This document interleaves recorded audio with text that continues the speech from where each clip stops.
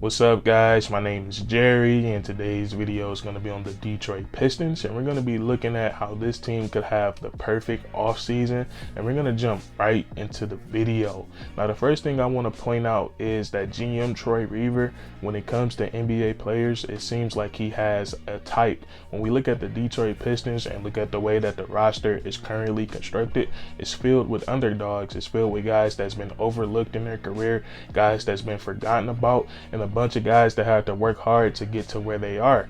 And you look at guys like Sadiq Bey and Beef Stew, I feel like those are two guys who slipped in the NBA draft. You look at a guy like Jeremy Grant, before he came to Detroit, on his previous teams, he was a 3-and-D player. He comes here and he becomes a great all-around scorer, and he's still a solid defender. You even look at a guy like Marvin Bagley, who in Sacramento wasn't even a part of their rotation. He comes to Detroit and make an immediate impact. And even Cade Cunningham, who had a really great rookie season, played incredible down the stretch. I felt like he should have won Rookie of the Year.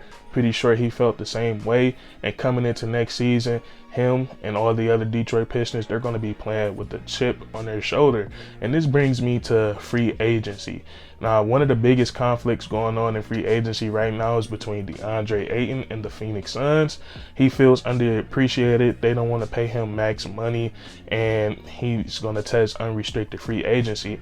Now, if the Detroit Pistons, if they can acquire Deandre Ayton, they have the cap space to do it. If they can do it without giving up any of their main assets in a sign and trade, I think they should 100% pursue it. And I think Deandre Ayton is a guy that's going to make life a lot easier for everyone on the Detroit Pistons. He's going to come in off the bat. He's going to give us another guy that teams are going to have to game plan for. And when you look at him as a talent, you look at him offensively, he's the last of a dying breed when it comes to big man. He's 7 feet. He's 7 feet tall. He plays with his back to the basket a lot. He has the baby hook over both shoulders. Once he gets the ball under the rim, guaranteed bucket. He's a lob threat, and then also he can step out, hit that mid-range shot, and if he's really feeling hot, he can step out and knock down the 3-ball.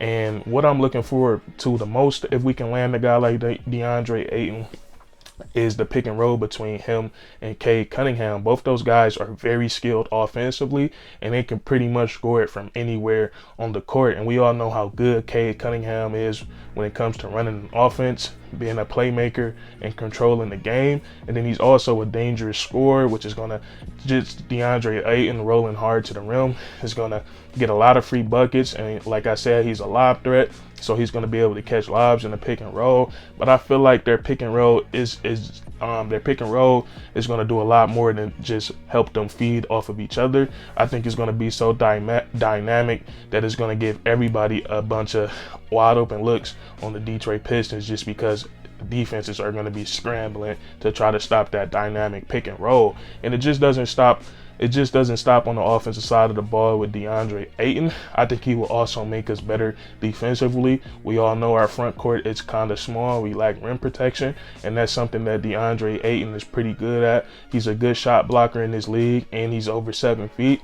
So not only that, but for his size, he's pretty mobile. He can move his feet, so sometimes he can switch out onto a smaller player and stay in front of that guy. So he might be able to switch sometimes. And I think Deandre Ayton, with his age, only 23 years old, he fits our timeline, but he will also bring in winning experience to this team.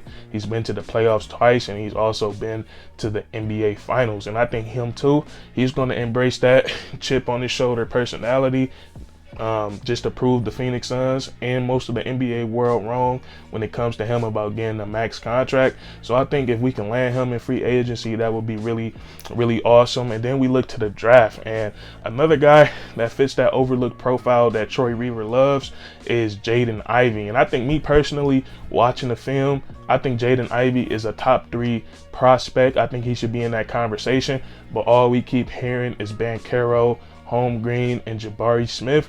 And I'm pretty sure Jaden Ivy hears that in the media as well. And I'm pretty sure he's using that as motivation.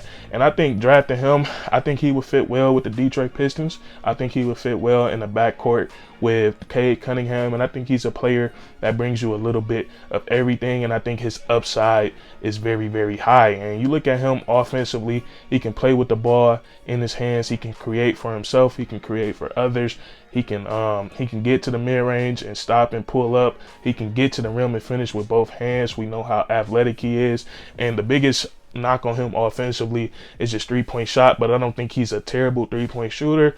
Watching him in college, players was not daring him to shoot the basketball, and he shot it a tick under 36%, which isn't really good, and it isn't really bad either. It's kind of average. So I think it's something that can be developed for Jaden Ivy. I think it's something that he can work on and become a better three-point shooter. And I don't think you should let a player with his upside and his art and the talent that he already possesses, I don't think you should let him slip for being an average three-point shooter. And then you look at him defensively. He has the tool set to be a lockdown defender. He can move really fast laterally and vertically, and he's just very athletic, and you can get him to buy into playing defense. He could be a lockdown defender in this league. So I'm really high on Jaden Ivy. And the Pistons also get the 46th pick in the draft, and I think they should look at a guy like AJ Green. He played in a small school in college. He played in a small school in Iowa, so he also fits that overlooked profile. He's a pretty good scorer. He averaged 18 points, and he can play the 1 and the 2, and he's a really solid three-point shooter, and he can help fill out that backcourt off the bench with Killian Hayes. So that's something that the Pistons should look for in the draft. And then we get the toughest situation when it comes to the Detroit Pistons, and that's with Jerami Grant. Jerami Grant, me personally, I would love for him to stay on our squad. I love what I saw from him in the second half of the season. I think he really showed the ability to adapt, playing alongside Cade Cunningham and Saddiq Bey. And I think in the second half of the season, Jerami Grant had that perfect balance of playing with the ball in his hands and then also playing off the ball. And I think Jerami Grant was really good at hitting his catch and shoot threes and then cutting to the rim and finishing at the basket. But let's just say if it all did come down to it and the Pistons did end up trading Jerami Grant, I think instead of trading it for that 7th pick, I think they should look to have a sign and trade with a guy like Miles Bridges from the Charlotte Hornets. Bring home the Michigan native. I think Detroit is a place Miles Bridges will want to play. And when you look at his game, I really like his game. He's taken a big leap from last year compared to the season we just got done with. Miles Bridges took a big leap, and I think he's going to continue to get better. But he's a guy that can hit threes. He can create offense for himself sometimes, and then also he's a great lob threat, and he's a pretty solid defender as well. So if we can get a guy like Miles Bridges, who I believe is only 23 years of age, and then you got Deandre Ayton, who is only 23 years of age. Saddiq Bey, I believe, is 21 or 22. Jaden Ivy is 20. Cade is 20. And I feel like with this starting 5 right here, the Pistons put themselves in an opportunity to compete, but it also put them in an opportunity to still have developing players. I think out of those 5, that starting 5 right there, I think they're going to be a really good team, but they're also young and they're nowhere near their ceiling. So that's just an idea with the Pistons. If they can have a starting 5 of Cade Cunningham, Jaden Ivy, Saddiq Bey, Miles Bridges, and Deandre Ayton, I think it would be a perfectly balanced starting 5. It's defenders everywhere, and then also there would probably be just 2 ball handlers between Cade Cunningham and Jaden Ivy. So that would be a pretty cool offense to watch, and that's just something I was just thinking about. But me personally, I want us to keep Jerami Grant. Really love his game, and he wants to stay in Detroit. And this is just an idea, and I'm not going to say it would be impossible for the Detroit Pistons to pull this off. It is all possible, but it would be really hard for Troy Weaver in the front office. But I think that's how a perfect offseason would go for the Pistons. Let me know down in the comments if you agree or disagree, and then subscribe for more weekly content. We do this all the time, man. And that's curtains.